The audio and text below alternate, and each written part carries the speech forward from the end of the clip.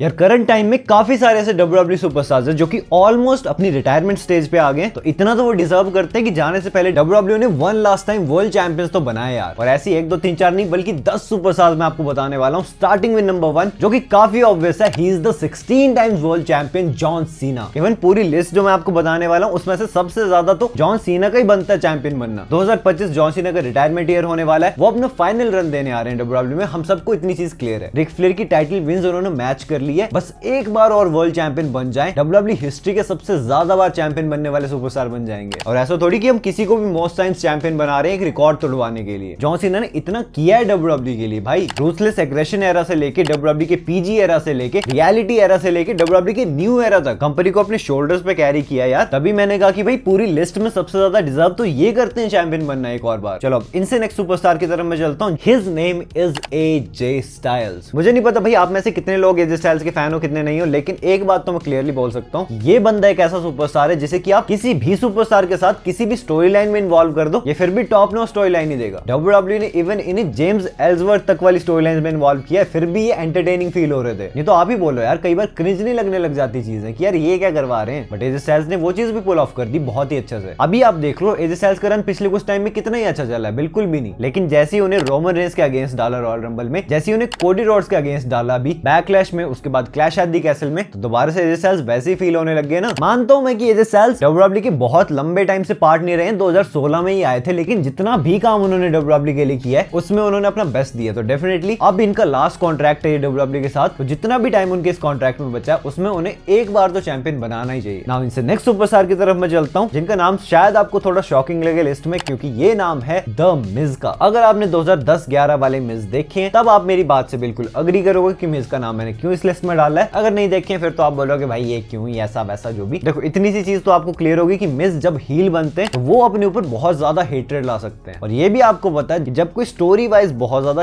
Hate किया जाता है सुपरस्टार और वो टॉप चैंपियन बन जाए तो फर्दर क्या स्टोरी लाइंस पुल ऑफ होती है डब्ल्यूडब्ल्यूई में। देखो यार मिज का वो ऑरा है, 2021 के टाइम पे मिज को चैंपियन बनाया था नहीं एक हफ्ते के लिए, जब वो चैंपियन बने तो ऐसा थोड़ी लगा कि भाई किसी भी लल्लू पंजो को उठा के चैंपियन बना दिया। लग रहा था कि अगर इन्हें चैंपियन बना के रखा भी तब भी अच्छा खासा रन पुल ऑफ कर सकते हैं। मैं नहीं कह रहा उन्हें साल भर तक चैंपियन बना दो, एक छोटा रन ही दो टॉप टाइटल के साथ, लेकिन दो जरूर। बाकी इनसे नेक्स्ट सुपरस्टार नी की तरफ मैं चलता हूं, जो कि है ट्रिश स्ट्रैटस। ट्रिश स्ट्रैटस जब लास्ट टाइम डब्ल्यूडब्ल्यूई में थी उन्होंने बेकी लिंच के अगेंस्ट फ्यूड की थी, और जिस तरह वो उस फ्यूड में इन्वॉल्व थी ऐसा नहीं लग रहा था कि भाई कोई बूढ़ी पुरानी सुपरस्टार आ गई है डब्ल्यूडब्ल्यूई में। वो मैच भी अच्छे दे रही थी, स्टोरी वाइज तो भाई उनके क्या ही कहने, एज अ हील तो वो कमाल ही कर देती है। इतनी हॉट टॉपिक हो जाती है वो डब्ल्यूडब्ल्यूई में जब भी आती है। तो जिस टाइम पे वो डब्ल्यूडब्ल्यूई में थी उस टाइम पे वुमेन डिवीजन इतना ज्यादा टॉप नॉच नहीं था। हम सबको पता है वुमेन सुपरस्टार्स को बस अट्रैक्शन के तौर पे फीचर किया जाता है डब्ल्यूडब्ल्यूई टीवी पे। अगर वो उस एरा में इतना कमाल कर सकती हैं, आज की यंग टैलेंट्स के साथ इतना कमाल कर सकती हैं, तो सोचो अगर वो एक बार वुमेन्स वर्ल्ड चैंपियन या डब्ल्यूडब्ल्यूई वुमेन्स चैंपियन बन जाए, तौबा तौबा तौबा। बाकी now coming to the next superstar, he is Shinsuke Nakamura. देखो मैं ऐसा नहीं कहता हूं कि शिंसुके बहुत ही कमाल के चैंपियन बन जाएंगे अगर इन्हें चैंपियन बना दिया जाए तो, लेकिन एक बार मैं देखना चाहूंगा इन्हें वर्ल्ड चैंपियन बना हुआ। उसका रीजन काफी सिंपल सा है कि जब से डब्ल्यूडब्ल्यूई इन्हें कंपनी में लेके आई है इनके साथ कभी भी कुछ अच्छा नहीं हुआ। बस एक बार मुझे याद आता है रेसलमेनिया 34 का वो टाइम था जब एजे स्टाइल्स के साथ इनकी फ्यूड हुई थी फॉर द डब्ल्यूडब्ल्यूई चैंपियनशिप। उस साल उन्होंने रॉयल रंबल भी जीती थी, लेकिन इन्हें चैंपियन नहीं बनाया गया, जबकि बना देना चाहिए था। शिंसुके में बहुत पोटेंशियल है यार। अगर आपने एनजेपीडब्ल्यू में इनको देखा तो आपको पता ही होगा, अगर नहीं भी देखा तो लास्ट ईयर का याद होगा जब सेथ रॉलिंस के साथ इन्होंने फ्यूड दी थी for the world heavyweight championship. जिस तरह से डब्ल्यूडब्ल्यूई ने फीचर कर रही थी, लग रहा था ना कि यार बंदा खतरनाक तो लग रहा है, क्या पता चैंपियन बन भी जाए। तो यही एक अच्छे सुपरस्टार की पहचान होती है कि यार भले उसे कितना भी बेकार रन दे रहे हो डब्ल्यूडब्ल्यूई वाले, जैसे ही उसे टॉप स्टोरी लाइंस में इन्वॉल्व करने लगेंगे वो उसी पेस पे अपने कैरेक्टर को इवॉल्व भी कर लेता है और वो लगने लग जाता है टॉप टाइटल पिक्चर का पार्ट। ओके नाउ इनसे नेक्स्ट सुपरस्टार मैं आपको बताता हूं, जो कि है रे मिस्टीरियो। यार रे अपनी 50 इयर्स की एज से काफी ज्यादा क्लोज आ गए। पर्सनली मुझे नहीं लगता कि 2-3 साल से ज्यादा रन वो देने वाले हैं डब्ल्यूडब्ल्यूई में। उनकी इस वाले डब्ल्यूडब्ल्यूई कॉन्ट्रैक्ट में बस एक बार हुआ था जब ब्रॉक लेसनर के साथ इनकी फ्यूड होगी, अगर आपको याद होगा तो, और एक बार रोमन रेंस के साथ इनकी फ्यूड हुई थी फॉर द यूनिवर्सल चैंपियनशिप। इनके अलावा रे को कभी मौका मिला ही नहीं टॉप स्टोरी लाइंस में जाने का। ये बस ओवर ही किए जा रहे हैं बाकी सुपरस्टार्स को और अपने बेटे को। रे को आप 1 महीने का ही रेन दो यार, लेकिन उनके जाने से पहले देना जरूर। बाकी अब इनसे नेक्स्ट सुपरस्टार की तरफ मैं चलता हूं, who is the Celtic warrior Sheamus. Sheamus में कितना पोटेंशियल है यार। रेसलिंग मैचेस इनके बैंगर्स, रेसलिंग प्रोमोज इनके बैंगर्स। आप डालते रहो इन्हें पीट डन लुडविग काइजर वाली स्टोरी लाइंस में, फिर कहां से जाएंगे भाई टॉप टाइटल पिक्चर में। इजीली आप इन्हें गुंथर के अगेंस्ट डाल सकते हो वर्ल्ड चैंपियनशिप के लिए, इजीली आप इन्हें कोडी रोड्स के अगेंस्ट डाल सकते हो डब्ल्यूडब्ल्यूई चैंपियनशिप के लिए, लेकिन आप वेस्ट कर रहे हो इन्हें बस। और अब जो टॉप 3 नाम बचे हैं उनके बारे में तो मुझे कुछ बोलने की जरूरत ही नहीं है, आप नाम से क्लियर हो जाओगे और आप भी चाहोगे कि भाई इन्हें तो चैंपियन बना ही दो, क्योंकि ये भी जाने जाने ही वाले हैं बस WWE से। इसमें नंबर 3 पे नाम है द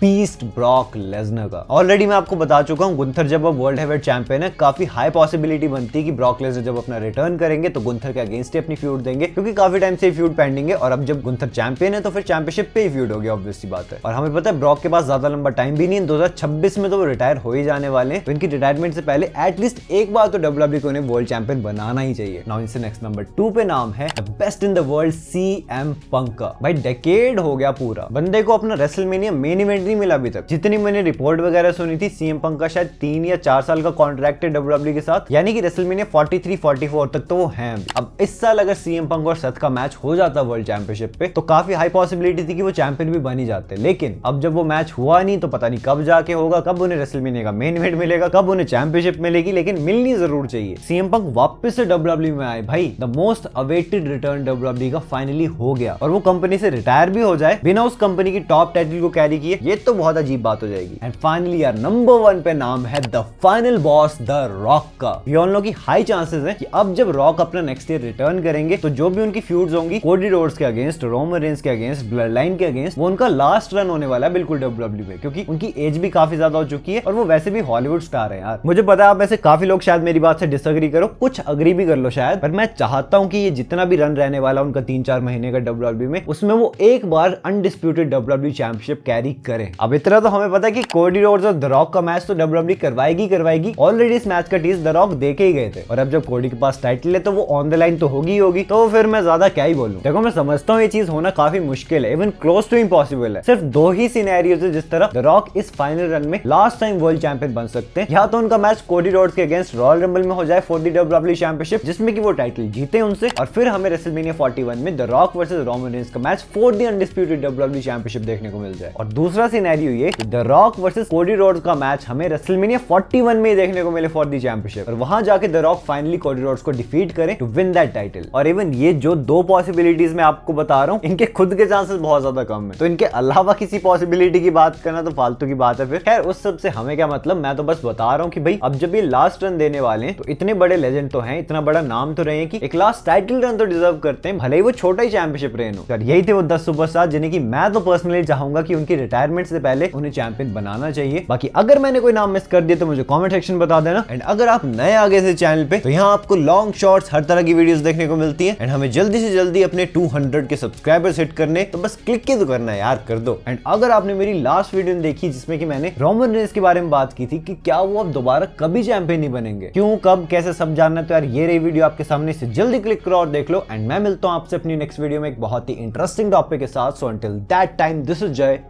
साइनिंग आउट।